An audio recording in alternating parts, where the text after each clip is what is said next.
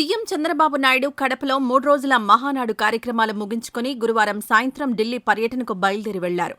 శుక్రవారం సాయంత్రం ఢిల్లీలో జరగనున్న సీఐఐ వార్షిక సమ్మేళనంలో ఆయన పాల్గొనున్నారు. ఏపీ ముఖ్యమంత్రి నారా చంద్రబాబు నాయుడు ఢిల్లీ పర్యటనలో ఉన్నారు.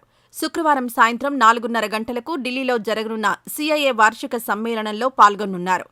ఆంధ్రప్రదేశ్లో అభివృద్ధి, పెట్టుబడుల అవకాశాలు, ప్రభుత్వ విధానాలను సీఐఐ సభ్యులకు ముఖ్యమంత్రి వివరించనున్నారు. ఈ కార్యక్రమం పూర్తి కాగానే ఢిల్లీ నుంచి సీఎం చంద్రబాబు విజయవాడకొస్తారు. ఈ రోజు రాత్రి 8:30 గంటలకు విజయవాడకు చేరుకుంటారు. ఇక్కడ పనులు పూర్తి చేసుకుని శనివారం రాజమండ్రి పర్యటనకు వెళ్తారు.